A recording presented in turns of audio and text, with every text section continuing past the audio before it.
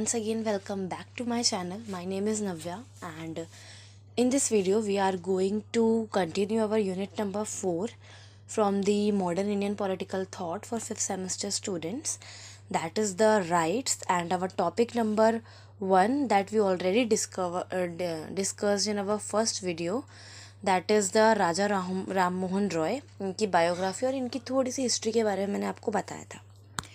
So in this video, in this particular video, we will continue the topic of the Raja Ram Mohan Roy and how he bring out the changes in the society and about the rights. So without wasting our time, let's start our video. तो guys, इससे पहले वाले video में मैंने आपको already बता दिया था कि इनका जन्म मुर्शिदाबाद में हुआ था, वेस्ट बंगाल में. ठीक है, ये एक अच्छी खासी फैमिली से बिलोंग करते थे, ब्राह्मण फैमिली से बिलोंग करते थे. इन्होंने बहुत सारी प्रैक्टिस जैसे कि सती, चाइल्ड मैरिज और वुमेन राइट के लिए बहुत काम किया था. मैंने आपको इसके अंदर एक स्टोरी भी सुनाई थी, किस तरीके से जब इनके भैया की जो उनकी डेथ हो जाती है तो इनकी जो वाइफ होती है, इनकी जो भाभी होती है, ये वो नई साड़ी खरीदती है अपने लिए सती होने के लिए. तो जब उनकी वाइफ को, उनकी भैया की वाइफ को ज़िंदा जलाया जाता है तो ये चीज़ वो बर्दाश्त नहीं कर पाते और बट वो रोक भी नहीं पाते उनको. ठीक है, तो इस तरीके के कस्टम उनके लाइफ में आए बहुत ज़्यादा और उन्होंने चेंजेस भी लाने की कोशिश करी.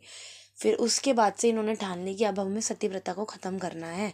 तो बहुत लंबे टाइम पीरियड तक उन्होंने सती प्रथा के लिए भी बहुत फिज़िकल तौर पे बहुत वॉर वगैरह करे, लोगों को समझाया, अपनी मीटिंग्स बनाई, अपनी प्रजाएं बनाई जहाँ पर ये सभी लोग डिस्कशन किया करते थे. ठीक है, और इसी के साथ साथ इन्होंने जो हमारे बाहर ये पढ़ने जाते हैं, एजुकेशन पे, वुमेन राइट्स पे, बहुत सारी चीज़ों पर ये बात करते हैं. ठीक है, और इन्होंने काफ़ी ज़्यादा लैंग्वेजेस इनको आती हैं, पर्शियन, अरेबिक, कुरान, सूफियाना फ़िलासफ़ी.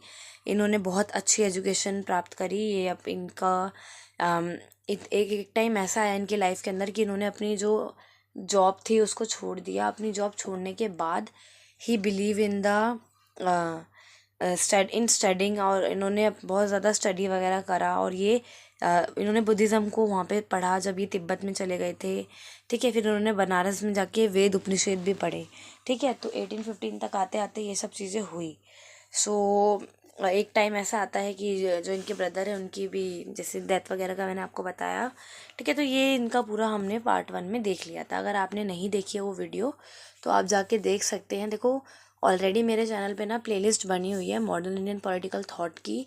वो स्टार्टिंग से चालू होती है. ठीक है, अपसाइड डाउन, यूनिट 1 2 3 4 जो भी अब हमारी कंटिन्यू अभी चल रही है, 4th यूनिट. ठीक है, फिर 5th भी तुम्हारी हो जाएगी. ठीक है, तुम्हारे पेपर से पहले पक्का हो जाना है सब सिलेबस. सो यस, तो ये सब हमारी स्टोरी रही थी. आज का जो हमारा टॉपिक रहेगा वो रहेगा Roy as a father of renaissance. कि रॉय को एक चेंजिंग वाले, मतलब एक कस्टम में चेंज लाने वाला कहा जाता है. कि इन्होंने पूरे रेनेसेंस का मतलब है नया जीवन या किसी को एकदम नयापन दे देना. ठीक है, तो इनको as a father of the Indian renaissance बोला जाता है क्योंकि सबसे पहला इंपॉर्टेंट रीज़न जो हमने इनकी हिस्ट्री में पढ़ा वहीं से उठाते हैं कि इन्होंने सोशल रिफॉर्म से लेकर आए. ठीक है, ये he was a pioneer in advocating social reform that balance the traditional practices. ठीक है, ऐसा बोला जाता है कि ये पाइनर का मतलब है जो नया कदम रखते हैं, जो शुरुआत करते हैं. इन्होंने ही सती प्रथा, girls education, child marriage, polygamy को एंड करना, property right for women, window remarriage, ऐसे बहुत सारी चीज़ों पर काम करा. तो ही वॉज एन पाइनर. ठीक है, जिन्होंने रिफॉर्म्स लाने की कोशिश करी. किसने? राजा राम मोहन रॉय ने. इन्होंने सती को अबॉलिश करा, जैसे मैंने आपको विलियम बेंटिक का बताया था जो उस टाइम पे गवर्नर जनरल थे बंगाल के. उन्होंने इसको एबॉलिश कर दिया था इंडिया के अंदर. बट इसके पीछे का रीज़न हमारे रॉय थे. ठीक है, इन्होंने वुमेन राइट के लिए बहुत ज़्यादा फाइट करी है कास्ट सिस्टम में. ठीक है, ताकि लोगों को एक बहुत अच्छी प्रोग्रेसिव सोसाइटी मिल पाए, एक जहाँ पर सभी का कल्याण हो. ठीक है, और इनका जो वक्त है वो ये भी था कि हार्मफुल प्रैक्टिसेस के लिए लड़ना और वुमेन्स के लिए ही अच्छे काम करना, ऐसा इनका मेन मुद्दा था. सेकेंड आता है, देखो, प्रमोशन ऑफ एजुकेशन. तो फर्स्ट आपने सोशल रिफॉर्म के बारे में क्या देखा कि इन्होंने वुमेन राइट्स के बारे में पढ़ा, इनको पायनर बोला जाता है. ठीक है, और इन्होंने सती प्रथा जैसी प्रैक्टिसेस को एबॉलिश करने में एक बहुत ही अच्छा रोल प्ले करा है. सेकेंडली आता है प्रमोशन ऑफ एजुकेशन. इनको एजुकेशन में इन्होंने बहुत ज़्यादा प्रमोट करा। इन्होंने emphasize the education for all, specially for women. इन्होंने ये बोला कि एजुकेशन सभी को देनी चाहिए, वुमेन्स को भी देनी चाहिए, ऐसा इनका मानना था। ठीक है। So Roy he establish the schools and encourage modern education. इन्होंने स्कूल्स बनाए और मॉडर्न एजुकेशन को के ऊपर बहुत ज़्यादा फोकस करा। Which play a crucial role in awakening social consciousness, यानी कि अवेयरनेस जगाने के लिए। सो इन्होंने इंडिया के अंदर सोशल अवेकनिंग की एक बहुत ही अच्छी वो चलाई कि लोगों को एक तरीके से जागरूक किया जाए, अवेयर किया जाए और उनको इंटेलेक्चुअल ग्रोथ की जाए उनकी। मतलब एजुकेशन का मतलब ये थोड़ी ना कि बस कॉपियाँ ले लेके पढ़े जा रहे हो। एक्चुअल में जब तक उसको हम लोग ग्राउंड लेवल पर आपस में बातचीत के अंदर, जब तक आपकी एजुकेशन, जब तक आप किसी से तमीज़ से बात नहीं करोगे, चाहे कितना भी अच्छा ज़माना आ जाए, चाहे कोई सा भी मॉडर्न इंडियन पॉलिटिकल थॉट पढ़ लो, इंडियन पढ़ लो, इंटरनेशनल रिलेशन पढ़ लो या कुछ और पढ़ लो, ठीक है, इतना सब कुछ आप पढ़ रहे हैं, बट आप किस तरीके से दूसरों के साथ बिहेव कर रहे हैं, चाहे वो आपसे छोटा है चाहे वो आपसे बड़ा है। अगर आप अच्छे से बिहेव नहीं कर रहे तो according to me you are not well educated. ठीक है। अगर आप लोग अच्छे से बिहेव नहीं कर रहे हैं एक दूसरे के साथ तो दैट्स तो फिर कैटेगरी में ही नहीं आते हैं हम लोग। ठीक है। तो आप सभी को सभी के साथ अच्छे से व्यवहार करना चाहिए। ठीक है। इतना सब कुछ हम पढ़ रहे हैं तो कुछ मॉरल वैल्यूज़ भी आपको भूलनी नहीं चाहिए। ठीक है। आई नो ज़माना थोड़ा मॉडर्न है, बट अपनी जो जड़ें हैं, अपनी जो रूट्स हैं, हमें कभी भी उनको भूलना नहीं चाहिए। ठीक है। तो yes, this is the thing. तो इनका मानना ये था कि इंटेलेक्चुअल ग्रोथ होनी चाहिए और सोशल कॉन्शियसनेस मतलब अवेयरनेस लोगों में आनी चाहिए, ताकि वो एक तरीके से एक सोसाइटी के लिए एक प्रोग्रेसिव साबित हो। ठीक है।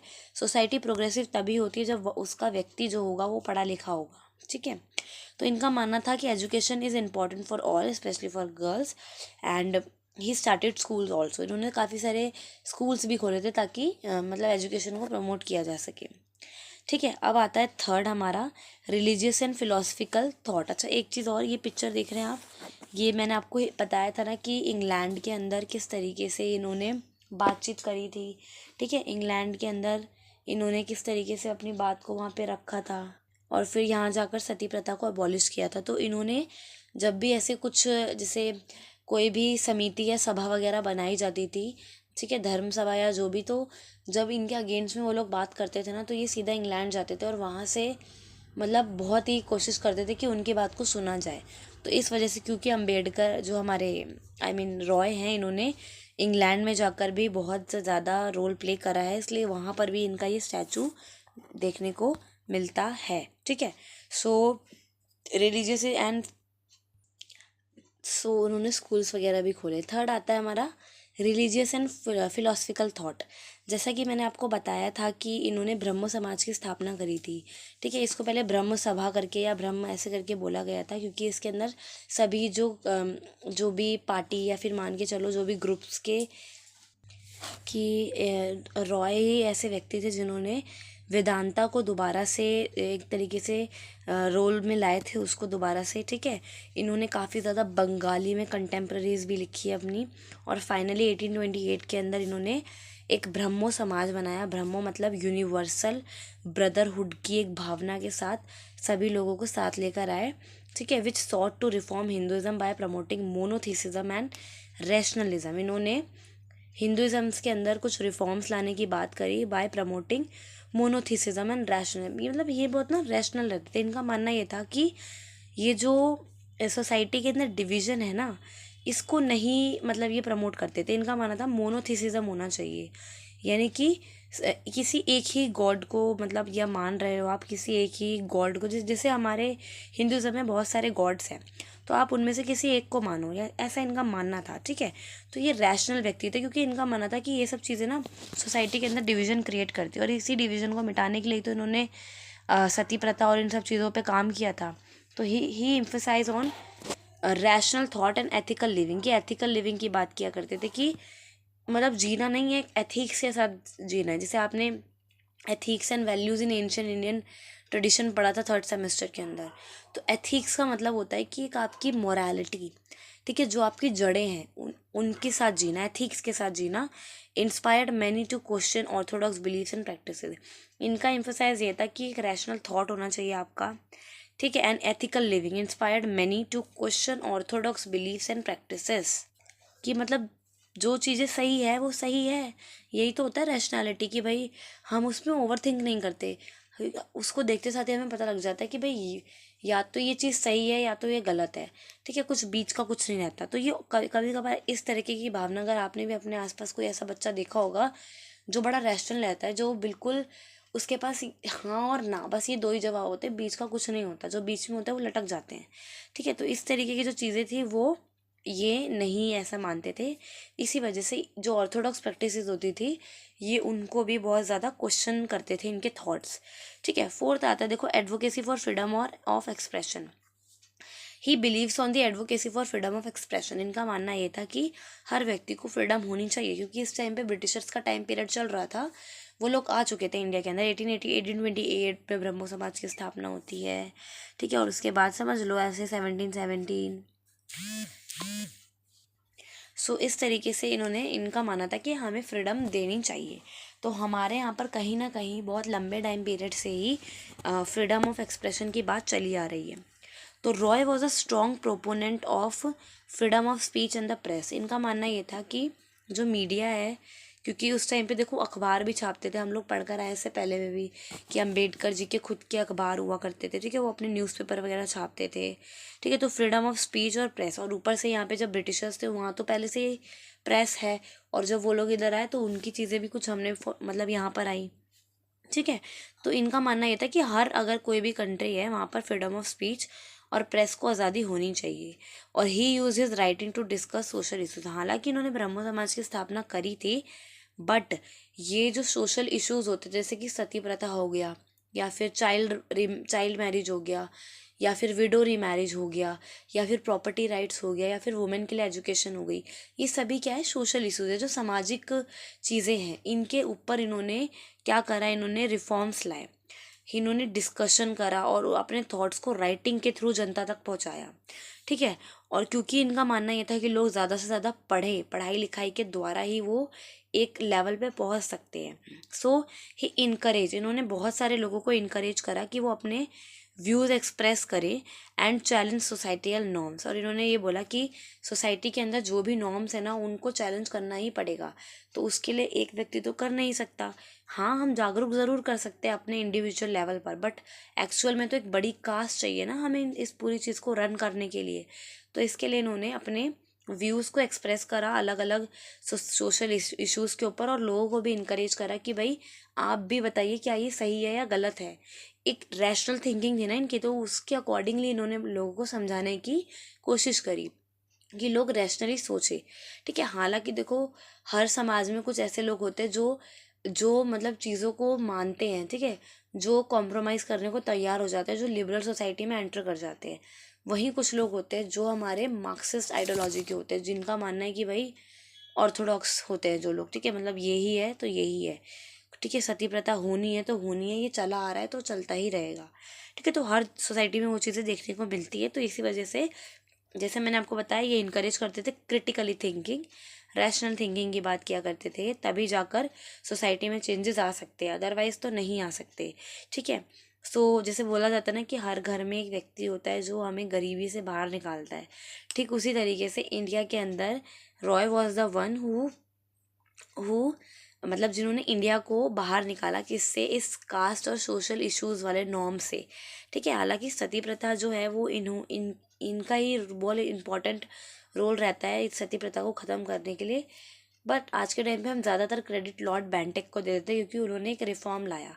अब रिफॉर्म भी एक तरीके से एकदम से नहीं आ जाता ना, तो क्योंकि देखो इसके पीछे भी एक स्टोरी थी ना कि जो ये रिफॉर्म्स लाए थे ना ये, तो इस रिफॉर्म्स के अंदर ना जो हमारे विलियम बेंटेक थे, और जैसे ये ब्रिटिशर्स आए तो इन्होंने ना देखा कि भाई सती प्रथा चल रही है, तो ये मना करते थे कि भाई ये सही नहीं है।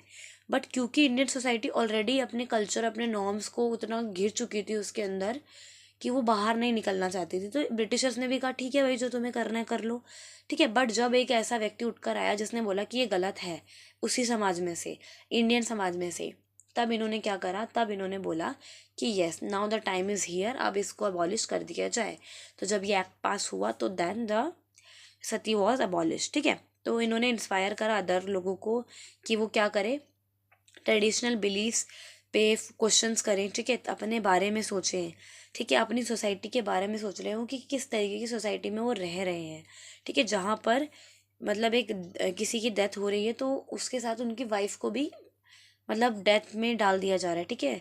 तो इस तरीके की चीज़ें थी। हालांकि देखो इसमें एक एक्सेप्शन भी मैं बता देती हूँ थी कि जैसे मान लो अगर कोई वाइफ है, उनके हस्बैंड की डेथ हो जाती है, तो जो वाइफ है ना, अगर उनका कोई बच्चे हैं, ठीक है, लड़का लड़की दोनों मतलब ऐसे बच्चे हैं, तब उनकी डेथ नहीं होती थी, ठीक है, कुछ कुछ जगहों पर। तो ये चीज़ें थी। तो इन्होंने एडवोकेसी और फ्रीडम ऑफ एक्सप्रेशन में, आई होप आपको क्लियर हुआ होगा कि सभी को फ्रीडम है और उसको फ्रीडम दिलवानी है स्पीच की, ठीक है। और साथ ही साथ ये सब चीज़ें कब आएंगी, जब व्यक्ति एजुकेटेड होगा और जब उसके पास क्रिटिकल थिंकिंग होगी, तभी इन चीज़ों को करना wise it is a difficult task, ठीक है। तो इस तरीके का हमारा जो समुदाय होते थे, जो लोअर कास्ट है, जहाँ पर ये आपकी चीज़ें चल रही होती थी, उन सब चीज़ों पे इन्होंने बहुत फोकस करा। ये लंदन में इनका स्टैचू आपको देखने को मिल जाएगा आई गेस। हाँ जी, लंदन में इनका ये स्टैचू है, ठीक है। ब्रिस्टॉल इंग्लैंड के अंदर है ये स्टैचू इनका। तो ये चीज़ आप देख सकते हैं थोड़ा, ठीक है।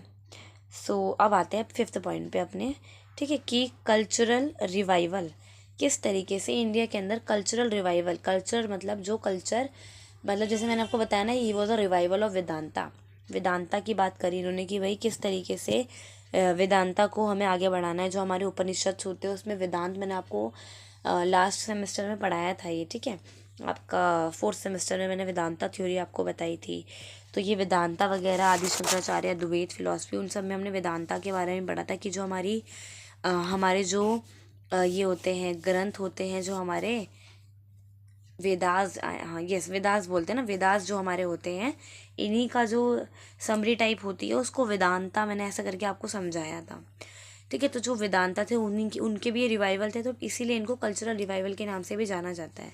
So by blend different Western ideas with Indian tradition, he contributed to a cultural revival that sought to modernize Indian society while respecting its heritage. तो इन्होंने क्या करा, वेस्टर्न आइडियाज़ को इंडियन ट्रेडिशन के साथ मिलाया, और इन दोनों ने ही मिलकर, इन दोनों आइडियाज़ ने मिलकर एक कल्चरल रिवाइवल की बात करी, जिसका मतलब क्या था कि इंडियन सोसाइटी को मॉडर्नाइज कर दिया जाए, ठीक है, उसके हेरिटेज को वैसा ही रखा जाए। बट इंडियन सोसाइटी में अंदर मॉडर्नाइजेशन आना ज़रूरी है, क्योंकि अगर इंडियन सोसाइटी मॉडर्नाइज नहीं होगी ना, तो फिर वो चीज़ें चलती ही आएंगी। यानी कि जो सती प्रथा है उसी को ऑर्थोडॉक्स की तरह लोग फॉलो ही करते आएंगे। इसलिए हर जगह पर एक ऐसा टाइम आता है जहाँ पर हमें चेंजेस लाना ज़रूरी हो जाता है, ठीक है। चाहे आप कितना भी रोक लो कि हमें तो ऐसे ही रहना है, हम ऐसे ही रहेंगे, हम कोई चेंज नहीं लाएंगे, लेकिन आपकी लाइफ में एक टाइम ऐसा आएगा ही आएगा जब वो चेंज ऑटोमेटिकली खुद आने की कोशिश करेगा। तो यहाँ पर ये चेंज हमारे रॉय लेकर आए, ठीक है। तो इन्होंने बोला कि हमें मॉडर्नाइजेशन करना है इंडियन थॉट्स और वेस्टर्न थॉट्स को मिलाकर, बट हमें अपने हेरिटेज को भी बचाना है। ये नहीं कि जी वेस्टर्न कल्चर तो ऐसा होता है कि वहाँ पर बिल्डिंग वगैरह थोड़ी बड़ी बड़ी होती है, तो चलो यहाँ हम अपने मंदिरों, अपनी बिल्डिंगों को तोड़कर उनकी जैसी बिल्डिंगें बना ले। नहीं जी, ऐसा कुछ नहीं होता, ठीक है। अपना हेरिटेज को बचा के रखना है, अपनी कल्चर, लैंग्वेजेस, अपनी ड्रेसिंग सेंस, इन सब चीज़ों को बचा के रखना है, अपने फूड को बचा के रखना है, ठीक है। जैसे आज के टाइम पे पूरी इंडियन सोसाइटी मोमोज से भर चुकी है, तो इन सारी चीज़ों को ही मतलब कम करने के लिए अपने हेरिटेज को, मतलब जो आपका चला आ रहा है, दाल रोटी, राजमा चावल, छोले चावल, कचौड़ी, समोसा, इन सबको फॉलो करो ना भाई, ठीक है। क्या खाते रहते हैं मोमोज वगैरह, तो इन सब चीज़ों पे इन्होंने बात करी, ठीक है। अब ये मोमोज वाला एग्जांपल मैंने आपको मॉडर्न तरीके से दिया है, इस टाइम पे मोमोज का कोई कल्चर नहीं था, तो इट्स जस्ट एन एग्जांपल, ठीक है। तो एग्जांपल के तौर पर, ताकि आपको अच्छे से समझ आ जाए। सो यस, इनके जो वर्क्स हैं वो आज की जनरेशन को भी, जैसे मैंने आपको बोला, इंस्पायर करते हैं। इनके जो थिंकर्स हैं, जो न्यू जनरेशन के थिंकर निकल के आ रहे हैं, वो इनकी आइडियोलॉजी को देखते हैं, समझते हैं, सोचते हैं, और वो भी कोशिश करते हैं कि यस आज के टाइम पर भी हमें रिफॉर्म लाना चाहिए। जैसे कि अगर आप से मैं पूछूं कि क्या आपको लगता है कि आपकी सोसाइटी, जिस सोसाइटी में आप रह रहे हैं, ठीक है, क्या आपको लगता है कि yes there is a need of any reform in your society, ठीक है, उदाहरण के तौर पर मैं अगर आपको बोलूँ कि कभी आपने देखा होगा कि जब भी हम लोग या अपनी बाइक या स्कूटी चलाते हैं या फिर कार वगैरह आप चलाते हैं तो क्या होता है कि जैसे रोड है जाने के लिए इस तरीके से, ठीक है, लेकिन इधर से लोग आ रहे होते हैं, ठीक है।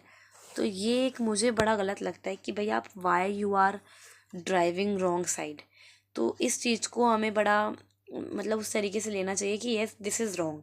कोई अगर ऐसा कर रहा है तो देन फाइन तो देखो बनता है लेना, ठीक है, बट फाइन कौन लेगा जब उस रोड पे कोई पुलिस ऑफिसर ही नहीं है या फिर कोई ट्रैफिक पुलिस ही नहीं है, तो who will take the charge of this, ठीक है। तो इसके लिए ही हमें कुछ सोसाइटी के अंदर मॉडर्नाइजेशन आना सही है, बट ये रिफॉर्म लाना भी ज़रूरी है। तो मॉडर्न थिंकर्स भी ये सोचते हैं कि भाई जब रॉय जैसे व्यक्ति रिफॉर्म ला सकते हैं तो वाई नॉट वी, ठीक है। तो हमें भी इन सब चीज़ों पे थोड़ा फोकस करना चाहिए। तो he aim to blend Indian tradition with modern ideas leading to the cultural awakening in India. इनका एम ये था कि क्या करें, इंडियन ट्रेडिशन का जो ब्लेंड है मॉडर्न आइडियाज़ के साथ उनको मिलाकर एक कल्चरल अवेकनिंग इंडिया के अंदर हो सकती है। यानी कि अकेले इंडियन थॉट्स को अगर हम देखें ना तो हमारे यहाँ पर नॉट एवरीथिंग इज़ परफेक्ट, ठीक है, हर चीज़ के अंदर हमें चेंजेस देखने को मिलते हैं। सो मॉडर्न थॉट्स के साथ साथ हमें क्या करना है, जो हमारे इंडियन थॉट्स और मॉडर्न थॉट्स हैं उन दोनों को मिलाना है, तब जाकर एक सोसाइटी के अंदर कल्चरल अवेकनिंग की बात आ सकती है। अब ज़रूरी नहीं कि जी आप बोले कि अगर इंग्लैंड के अंदर कुछ चीज़ें हमें नहीं लानी है या फिर किसी और कंट्री में कुछ चीज़ें नहीं लानी है तो ये नहीं इंडियन थॉट्स को लेना ज़रूरी है, ठीक है। हर कंट्री आपस में रिलेट करती है और उन्हें जो अच्छा लगता है वो अपनी कंट्री में ऐड कर लेते हैं। जैसे कि उदाहरण के तौर पर इंडिया ने अपने कॉन्स्टिट्यूशन के अंदर कितनी सारी चीज़ें बोरो करी हैं।